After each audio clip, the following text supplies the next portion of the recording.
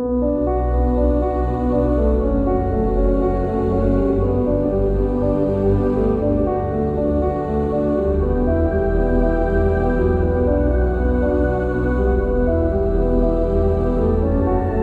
tuning into an episode of the Redefining Society podcast, hosted by Marco Ciappelli.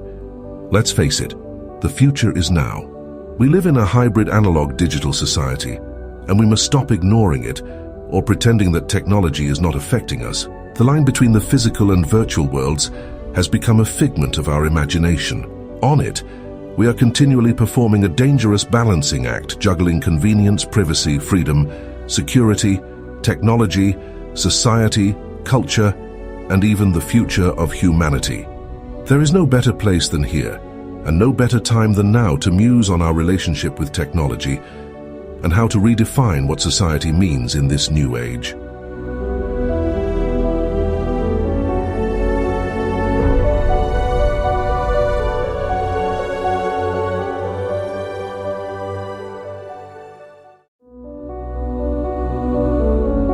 BugCrowd's award-winning platform combines actionable contextual intelligence with the skill and experience of the world's most elite hackers to help leading organizations identify and fix vulnerabilities, protect customers, and make the digitally connected world a safer place.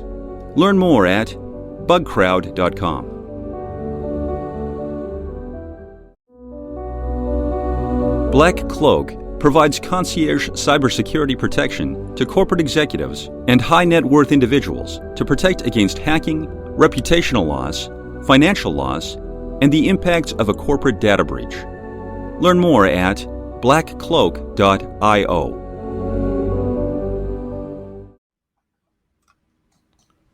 Well, hello everybody. Welcome back to another episode of Redefining Society podcast here on ITSP Magazine. This is Marco Ciappelli. And as you know, I like to talk about society and I like to talk about technology, and you cannot distinguish the two nowadays. As I like to say, the line between online life or digital life and real life is just something that we made up because it's still life and that's how we get our information. We talked a little bit before we started here about reading a newspaper old school on a tube in New York or any other place in the world, and how it may seem so weird to someone. And in reality, that's life as it is to read it on your tablet or your iPhone or listening to a podcast. So I hope you guys are going to enjoy this conversation. It's going to be quite interesting, especially because we're getting close to election time here in the United States. There's been a lot of elections and political turmoil, if I can say that, in Europe in the past few days. And we're going to talk about all of that, mostly about misinformation and how that plays into this, with a little sprinkle of AI on top of that, because we have to talk about AI. Yeah. So here we are. We have Andrew and Joy that are joining me today, and I would like for them to introduce themselves. Let's start with Joy.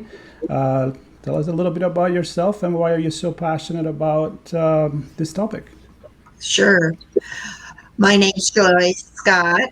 I am head of Scott Public Relations, which is a communications firm. And as a communicator, I found a professional interest in disinformation. And as I looked at what was going on, particularly in the U.S., it seemed that disinformation had a major impact in our political and civil unrest. So to that end, I developed a newsletter to help people to cut through the obfuscation of disinformation, and wrote a book called Misinformation, and just recently produced a consumer's guide to spotting fake news. All right, good enough. Andrew, how about you? Hi. Well, first, Marco, thank you for having me on. I'm really thrilled to be here. And you can see right over there, there's a picture of a book called Army of Liars. That is the book that I have coming out in September. It's my second book. and it is about disinformation in social media and about Section 230. I have been, my background runs to technology entrepreneurship and audience tracking. I was one of the founders of the Digital Analytics Association, which is the organization that made a home for people who were watching the behaviors of people who came to the corporate websites. This was somewhat before social media. And so I have a background in internet technologies and audience tracking. So this has given me some insights into how audience tracking and social media operates. Yeah, very good. Very good. It's going to be a good conversation. And I want to start with, actually, let's start with what you were telling me about reading a newspaper on the train the other day, because I think that's important, because I go back to my past of sociology of communication student and political science. And at the time, well, internet was pretty new. I am getting pretty old, obviously, on the other hand. And we were talking about, history of mass communication, mass media, and all of that, and how in order to spot the truth between, let's say, a newspaper from the left or a newspaper from the right, you had to kind of read 3 newspaper, maybe one from each side, one in the middle, and then make up your mind and decide what could sound like common sense and the truth. For me, it's not that complicated, but apparently we went a long way from doing this, given that people would have been done it anyway, maybe they would read in only one newspaper, to now where we have all this bubble of information, we're letting people, clearly lie 100%, and nobody's fact checking anything. So, Andrew, tell me about this thing that about the newspaper maybe, and how you ended up where we are. So just very briefly, the little anecdote that I was telling you was I was recently in New York City, and I was on the subway, and I happened to buy a now rather difficult to find copy of today's issue of the New York Times, which I now call a conservative newspaper, by the way, but that's a whole nother topic. So I was reading it much the way everyone used to read a paper on the subway. And some random guy just said to me, "You are the last person in the world to be reading the newspaper on the subway." And I looked around me and I noticed that is true.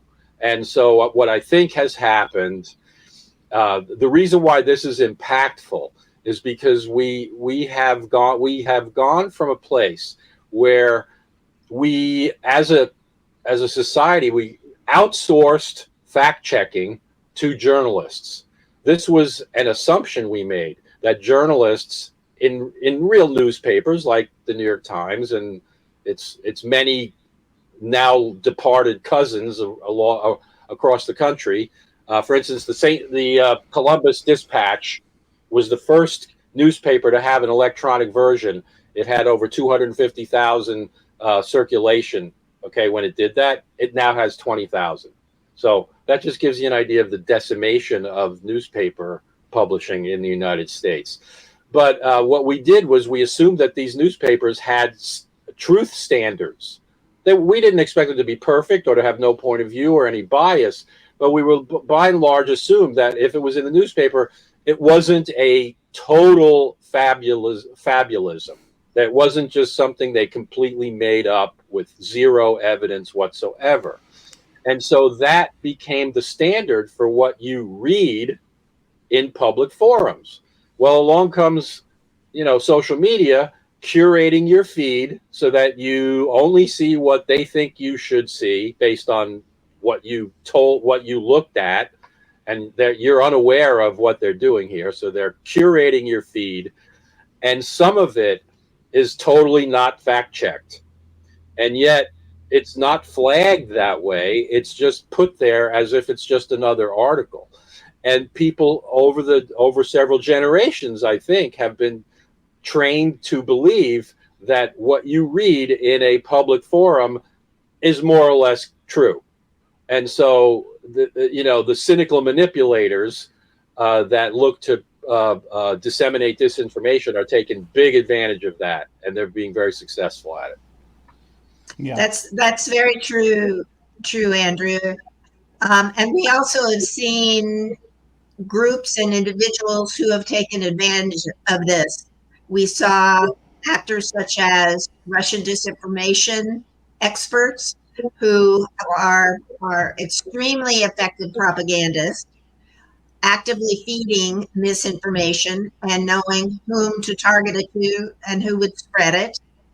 We've also seen actors who are taking advantage of the rant factor, where you can make a lot of money broadcasting misinformation that gets people upset and yet may agree with their values. We've seen wealthy individuals contributing to what looks like legitimate media, but is actually biased sources of disinformation.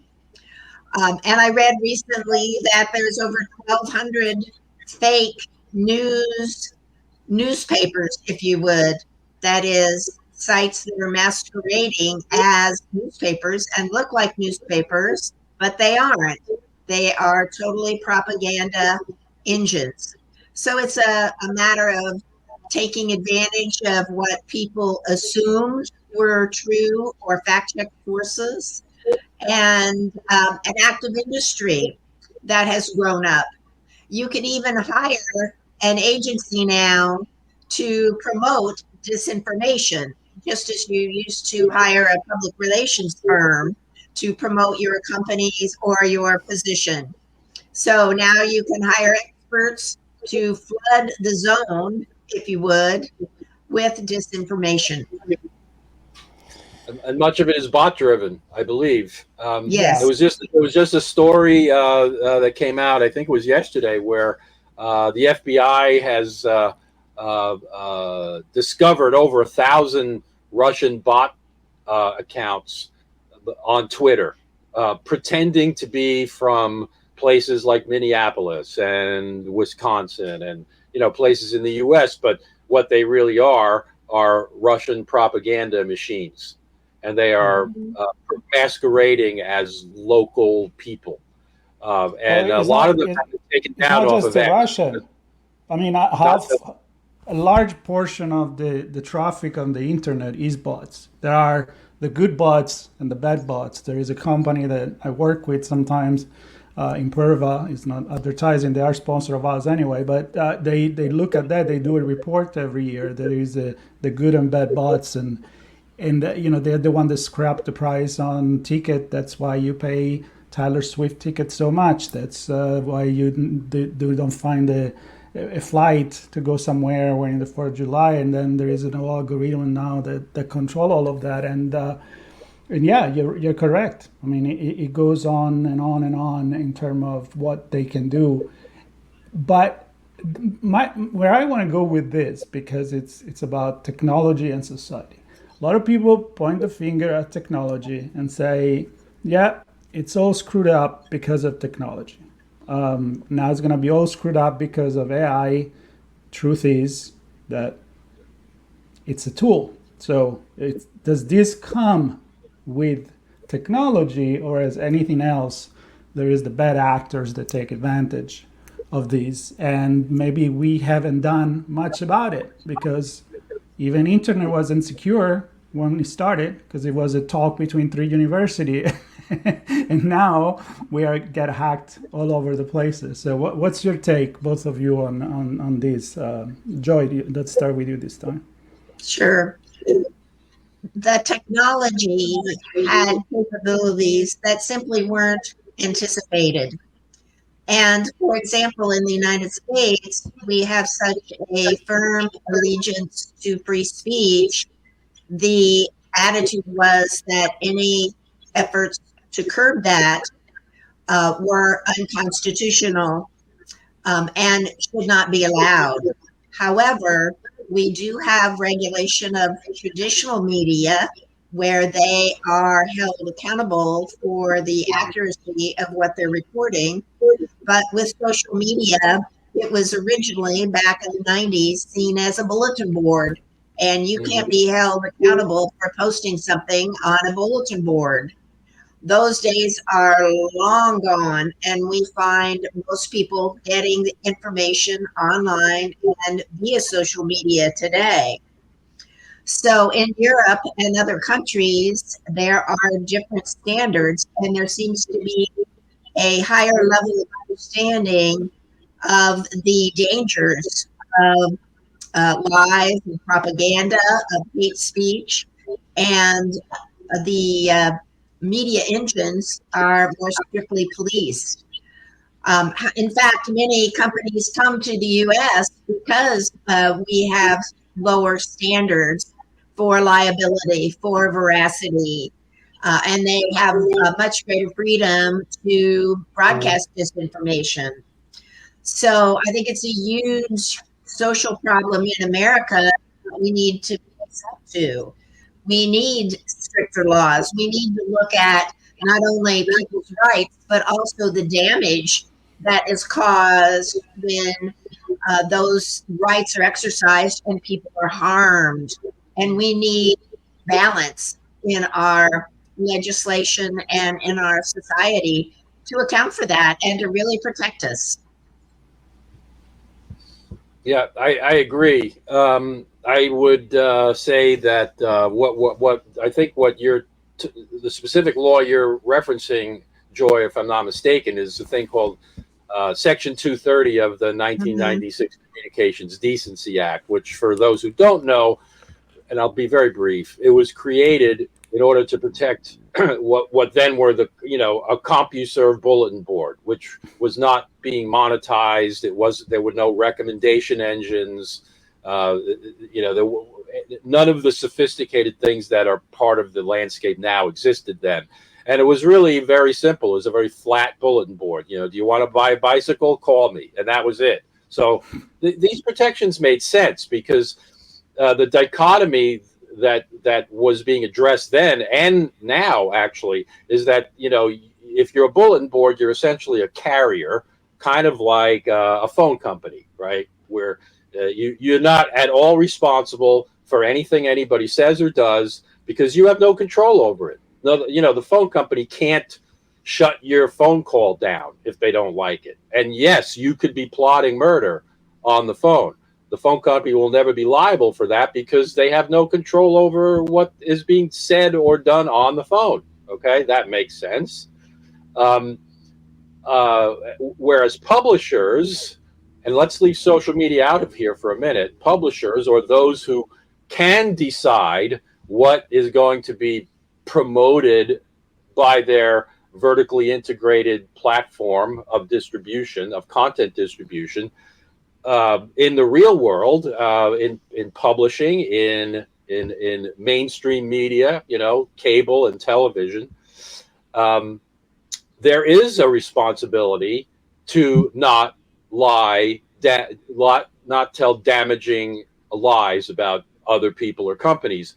Perfect example: Fox News, not a digital platform, lied about Dominion voting systems, had to pay out $750 million. If they had been Meta or X, they wouldn't have to pay a nickel. So what's happened is that these social media companies are engaging in a sleight of hand, in my personal opinion. They're trying to say, we're not publishers, we're platforms. And they do this by claiming what I call a legal quantum superposition, which means, I don't know if you know about the Schrodinger's cat. It's dead and alive at the same time. It's kind of a Newtonian impossibility, right? And in law, I feel like this is also, frankly, an impossibility because they're claiming that at once they're blind, can't do anything about what anybody does on their platform, and not blind. They can take it down if they want to. So they have these two rights, which puts them in a unique position, which is frankly above the law. They can allow beheading videos on their sites. They can allow ISIS to recruit people to murder people, and they have. And they have control over it. They could take it down if they want to. Now they'll say, oh, it's really hard and we can't find most of it, to which I say, you have a bunch of computers there, I heard, and your payment systems are awfully complicated. I bet you could figure this out. But that's kind of beside the point. The important thing is that they're claiming to be something that's actually impossible, except in a fantasy land where they live. And if we were to be fair about it, they'd either be a carrier like the phone company, in which case they wouldn't be able to censor anything, or they're a publisher where they can have anything they want, but it has to be, it can't be libelous. So what I would say is not that we need a bunch of new laws or regulations, but that we need to get rid of just one, which would mean that they then could get sued, which is really what keeps the other publishers in line. It's not that the government's going to come after them. It's that someone who's been harmed by their speech will come after them. Yep. Really a lot to unpack right there. And I like the reference with the quantum superimposition, because in a way, if we want to break it down, they want to have the cake and eat it too. Exactly. Right? Exactly. It's a sleight of hand. They know they're not. They know they're media companies, and I know that if we got rid of Section 230, they'd still be massive media companies. They just wouldn't be irresponsible massive media companies. Right. They found a loophole. They took advantage of it. But so there is the technology probably to control this. It's missing the legal and the enforcement for doing this. So something would need to change.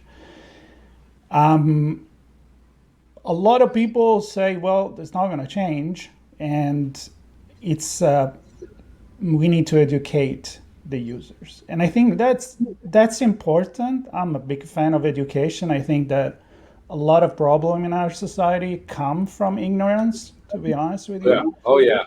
But at the same time, we need to accept the fact that it's a shortcut to not take responsibility for all these other people and say, well, it's not my problem.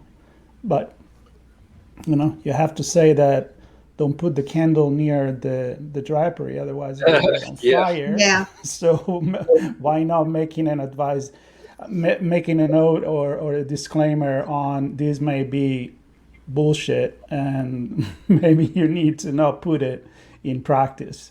So I don't know, Joy, is there a way out of this, in your opinion? Or I think you mentioned legislation would probably do something, and maybe Europe is kind of leading the way on this. Yes. Holding these companies accountable for the content of what they are publishing, I think is the first step, and things are not going to change until that happens. When we talk about educating people to be able to tell what's real and what isn't, that's very important. But in a sense, we are also trying to lock the barn after the horse has taken off and is over in the next state, if you would.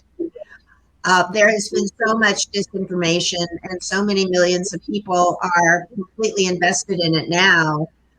This is going to be hard. But we do need to see a lot more examples of how to push back against disinformation, how to raise the question, is there any evidence that supports this? To educate people about things like whataboutism, when the most famous example may be the welfare queen of the 1980s that has convinced so many people that there's a lot of people who are living off welfare and doing very, very well, when this was actually just one example. Fallacious thinking of, well, if this has happened, if X is true, then Y and Z must be true, and that's not the case. So it's very difficult to identify these nuances when you live in a bubble, as we all tend to do, and everybody talks and thinks the same, and we all do the same things. So it's going to be an uphill battle, but the best place to start doing that, I think, is in politics, which we're all watching right now, at least in the U.S. We're still having our election activities going on, and to see how some experts can start pushing back and stop this flow from going on unchecked. Yeah. Well, Andrew, let me add one thing to this. So I do a lot of cybersecurity conference, not from the cybersecurity practitioner. That's my partner, Sean. He's the cybersecurity expert. I look at the social engineering. I look at things that have effect on society. And where I'm going with this is that I feel like there is always somebody, obviously, that take advantage of the psychology of the humans. And it can be for political reason, for stealing your money, for making romantic scam, or whatever it is. The point is, like, to what Joy was saying, is that at a certain point you need to say freedom is cool, but now everybody's going to wear the helmet. Freedom is cool, but there is traffic lights with a red and green and orange, and if you cross it, you're going to get a ticket, and then we're going to take your car. You can't drink and drive. So freedom, but there are certain things that you can't do because they damage other people and infringe other people's freedom. And it's not, again, not that complicated. But you have a book behind that you wrote, Army of Liars, and who is going to stop this army is a big question. But for me, it's more about, is it the will to do that in this country? Well, I certainly hope there is. I'm always looking to expand the constituency of people who are fighting back against disinformation, because disinformation is a tool of war. And I do feel like if you put all these things together, if you put the massive amount of disinformation that's being disseminated, plus things like Project 2025 and the comments coming out of the right wing now about this will be bloodless if the left wing lets it be, and things like this. I feel like we're entering a tumultuous time where almost anything could happen. And so I think it's all, right now I feel like I sure hope there's a will to do this. It's going to take the efforts of all good people to try and keep us from falling off the cliff. I feel like education is a large part of it. I think this, media illiteracy is a huge problem. People do not. I was looking at watching a ball game the other day, and it was one of those stadiums that has a water feature outside. It wasn't San Francisco. I think it was Pittsburgh, actually. And I saw there were people on like floaties. They were floating on rubber mats in the water, and they were just staring at their cell phones. And I was like, okay, this is, we've now entered a dimension where you don't even enjoy hanging out on the river anymore. Now, that's not good enough. It's just a place for you to park while you stare at your cell phone. So clearly the cell phone has become the center of life. And therefore, we need to pay more attention to what's coming out of it. And it can't just be whatever the corporate giants feel like putting out there, because it's too dangerous. It's kind of like when we had, when I first got started in the tech industry, we used to say, oh, it's like 1905, when the first cars were being put on the road. And okay, so well, now it's, 20 years later, now it's 1925, and there's millions of cars. And I don't know if you guys know this, but in the 1920s, there were millions and millions of cars and no traffic rules. Like there were no one-way streets, there were no traffic lights, there were no cops to direct traffic. It would just be a big free for all. Until a car killed a person, if I remember well. Oh yeah. Then, Well, the story is that there was two cars in the state of Ohio and they collided. oh, So, okay. you know, I thought it was a pedestrian, or I mean, anyway, there was a few facts that made this happen. yeah, there was almost no cars in existence, and then somebody got run over. So it started quickly, and cars are a wonderful thing, and they're also dangerous. And I think we're all very much happier today that we have safety glass and crumple zones, seat belts, anti-lock brakes, and we have traffic regulations, and I don't see anybody complaining about these things. Right? And we are simply entering a phase where the technology has become,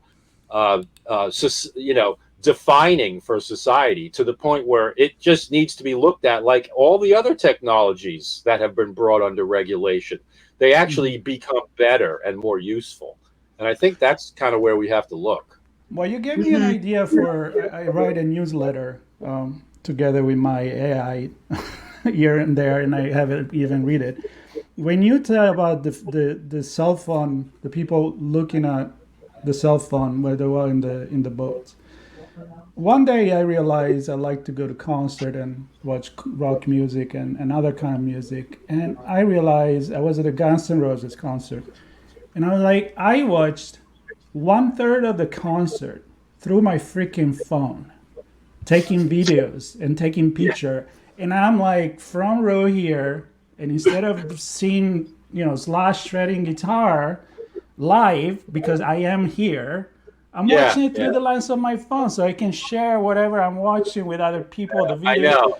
So you gave me this idea to we're watching our life through the lens and the filter of technology, which is the phone. Very philosophical thoughts that I want to develop as a piece. But based also on this, let's touch on AI, because if the filter is social media, the cell phone, where social media is and where all the generative AI is happening nowadays, the ChatGPT, and Apple is going to put it as well very soon. It seems to me that every technology, you bring the example of the car, but every technology is a little bit or a lot more powerful than the one before. Cars, hammer is technology, but a hammer is dangerous if I hit you in the head, but I can't hit 600 people in the head at the same time, or 6 million people. With disinformation, I'm hitting people on the head in a very large number, and with AI, really fast too, and really accurate. So yes. Let's take a couple of minutes before we wrap this very interesting conversation in your thoughts on how AI is going to help, or it's a double-edged sword. Yeah. My experience with it is twofold. I have a good story and a bad story. So the bad story is being stuck at an overseas at an airport, trying to get the idea of when my flight would actually leave, and trying to get a human being on the phone, but discovering that all customer service has turned into AI empowered bots, and they cannot actually answer any question. They just keep cycling through standard questions, and they don't tell you anything. So I feel like that part of AI, where it's supposed to do a job, I liken it to the dot-com bust 25 years ago. It's not there yet. There's probably going to be a bust. It's not making any money, and they can't figure out how to really make it work. It's good enough to be a problem. And that's where I think it is today. And it needs a lot more work before it gets to where it's going. But on the other hand, I would say that I have been trying to create memes for my articles, and I discovered this tool and I cannot even believe that this is going on with generative AI. I think generative AI is truly scary. and wonderful at the same time. And I'm very conscious of, people's content being stolen, which is a whole nother issue. But there's this tool out there where you type in what you want, and in real time, as you type in each word, it gives you this fully rendered picture that looks like somebody spent 1,000 hours on it. I mean, these are extremely detailed, dimensional, beautiful pictures, and it just changes second by second as you type in.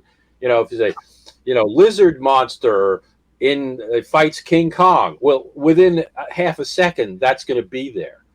Okay, and you so need to tell me what that is, because I've never seen it and I want to see it. It's called Imagine.ai. Okay. And it is extraordinary. And so I think for the creative arts, generative AI is going to be very game changing, especially in movies and television and stuff like that.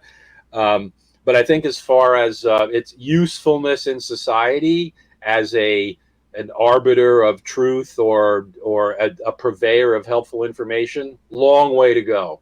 Long way to go.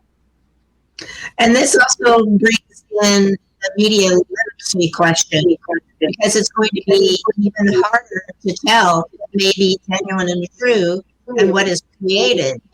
So learning to look at things that, if it's outrageous, look into it, do your own fact checking, find other legitimate sources, know the media and which are factual and which are partisan.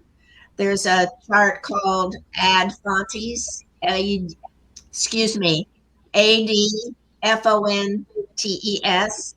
that is an objective rating of media resources. And if you find one that's using AI incorrectly and or that is broadcasting disinformation, stop listening to it, stop reading it. But AI right now has not demonstrated that it is accurate.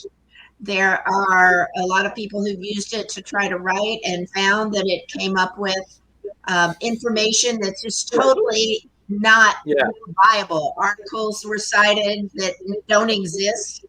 So it's very dangerous in that regard to be using it to vet sources of truth. So the problem here is many faceted.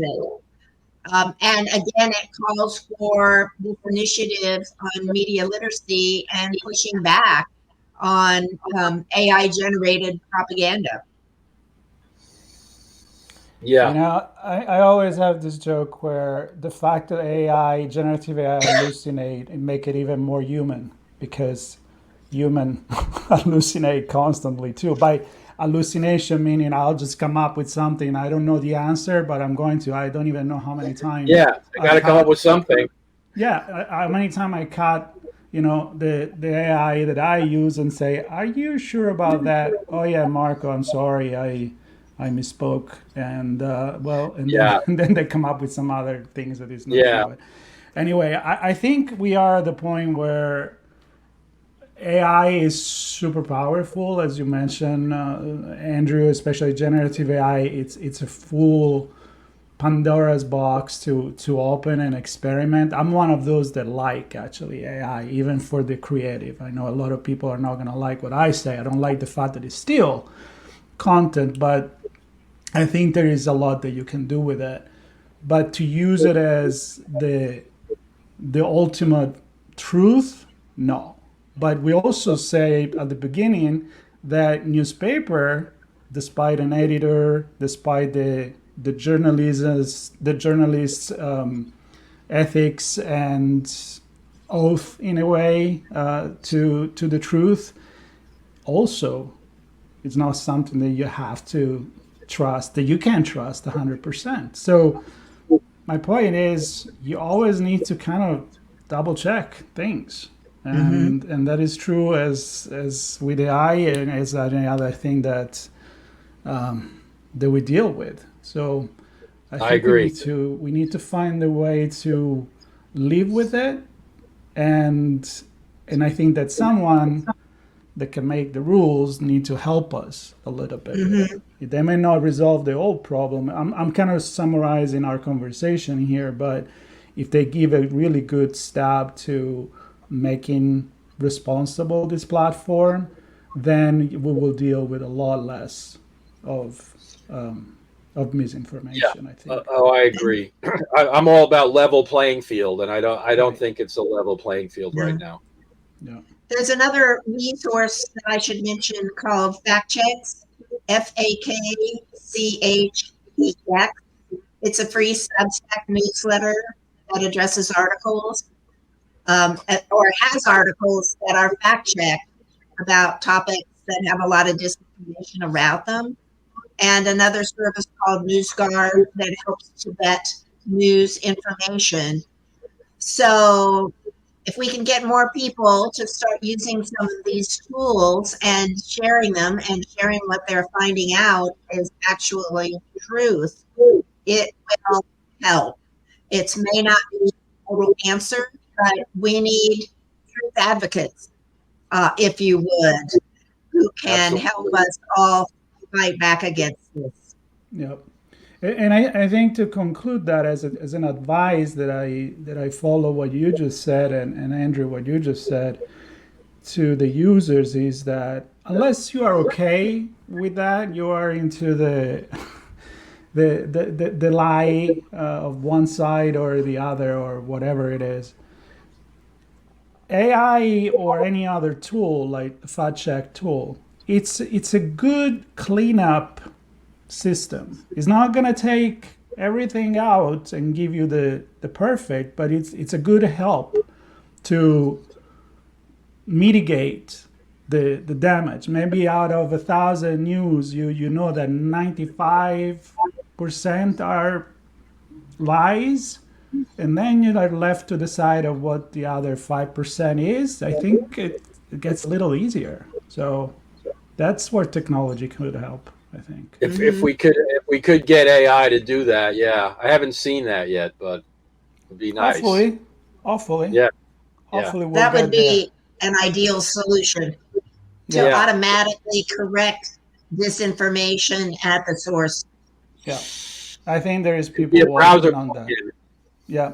Search engine is kind of like the same thing. I'm actually, there are search engines that are using nowadays AI to get contextual results, but also based on like consensus, for example, for academic paper and things that have been vetted by the academic community and so on. So we need to remember that it's still very fresh. The internet hasn't been existing for as long as cars, and it's probably even more powerful for our brains. So I think these conversations are very important, and I'm very glad that Joy and Andrew, you joined me for this. Of course, we could have gone so many different places, but we are 41 minutes, so I'm gonna call it off. I'm gonna thank you, and I'm gonna thank all the people that listened so far. I hope that you have more questions now than when you started, because questioning, it's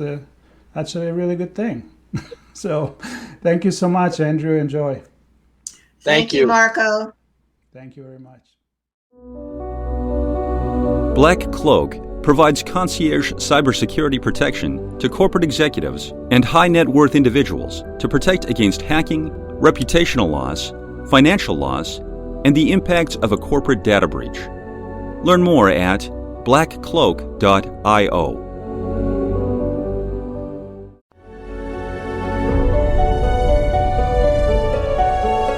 We hope you enjoyed this episode of Redefining Society podcast, hosted by Marco Ciappelli. If you learned something new and this conversation made you think, then take a moment to rate this show and add it to your favorite podcast player.